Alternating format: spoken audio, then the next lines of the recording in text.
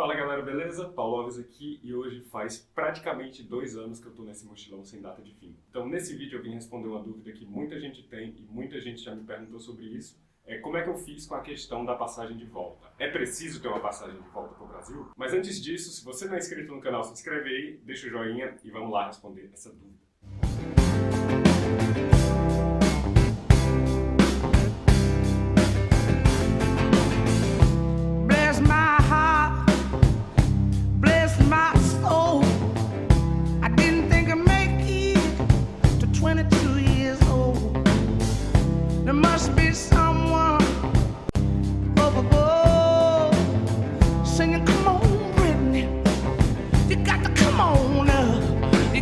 Eu comecei esse mochilão sem data de fim no dia 7 de novembro de 2016, daí que já está fazendo quase 2 anos, e nesse tempo eu já passei por exatamente 19 países, tanto da América do Sul quanto da Ásia e da Europa, que é onde eu estou agora. Eu estou em Frankfurt, na Alemanha.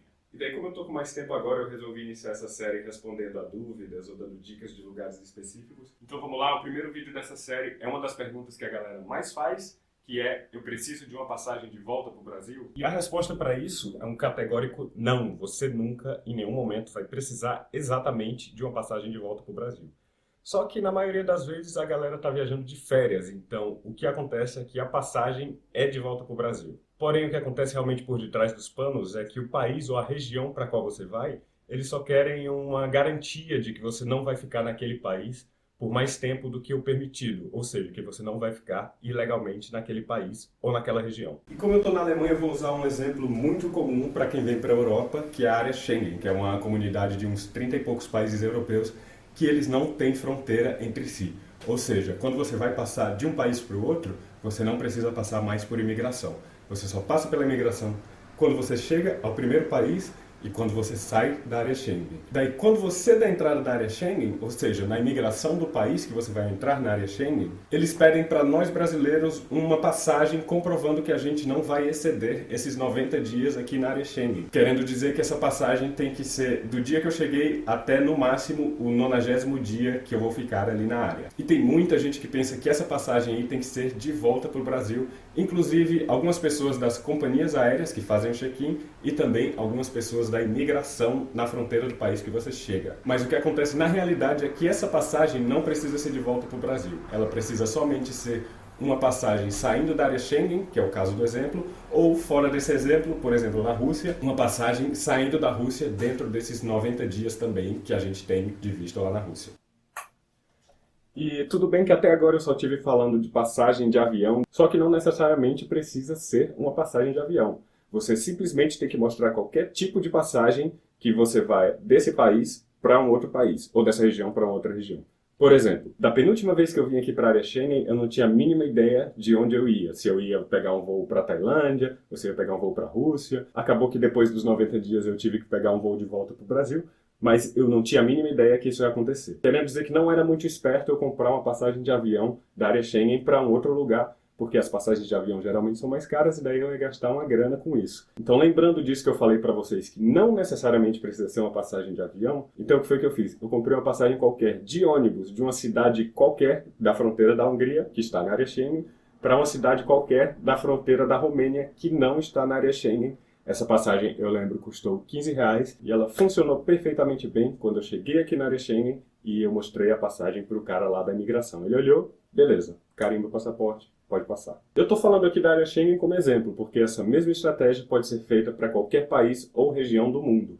Outro exemplo é quando eu fui para a Rússia agora, para a Copa do Mundo. Eu também não sabia para onde é que eu ia depois da Rússia. Estava pensando em ir para Estônia, Lituânia e Letônia. E daí o que é que eu fiz? Mesma coisa, eu comprei uma passagem de ônibus de São Petersburgo, que é na Rússia, para Narva, que é uma cidade na fronteira ali com a Estônia, já do lado estoniano. Me custou também uns R$10. E daí, beleza, entrei sem peso na consciência algum de ter algum problema na imigração da Rússia. Já aí do Brasil, você só vai poder pegar esse voo para aqui, para algum país da área Schengen, se você tiver essa passagem de saída da região. E olha só o que aconteceu comigo da última vez que eu voei de Fortaleza, Ceará, minha terra natal, aqui para Frankfurt, na Alemanha. Tava eu e o Renatinho, a gente estava se dirigindo para Tailândia.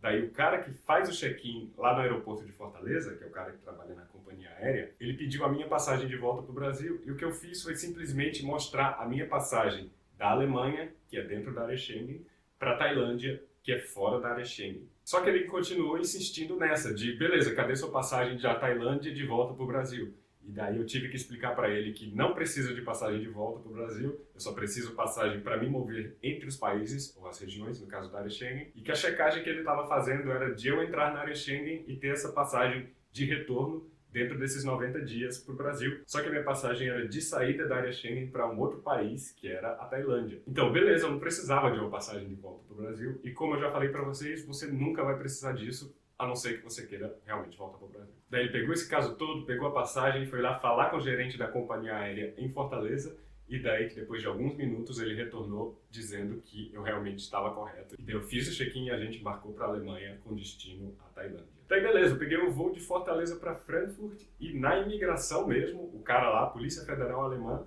que faz o controle de imigração, do passaporte, dá o carimbo e tal, ele me perguntou a mesma coisa. Daí novamente eu tive que explicar para ele que não era uma passagem de volta para o Brasil, era uma passagem de saída da área Schengen e tal, e ele perguntou cadê minha passagem da Tailândia de volta para o Brasil. Eu falei que também não precisa. No fim deu que ele se convenceu e daí carimbou meu passaporte e eu entrei na área Schengen, entrei na Alemanha com destino à Tailândia. E olha que isso foi uma baita coincidência de acontecer 2 vezes no mesmo trajeto, porque esse tipo de pergunta, nunca aconteceu comigo, eu nunca tive que explicar para ninguém como é que funciona esse processo. Daí eu fiquei pensando, e se fosse a primeira vez que eu estivesse saindo do Brasil e que eu não soubesse dessas legalidades e desses detalhes? Imagino que eu ia ficar super nervoso, não ia saber o que fazer, e daí talvez desse problema. Mas não sei, felizmente eu sabia dessas coisas, e daí baseado nisso, eu estou falando agora para vocês saberem também.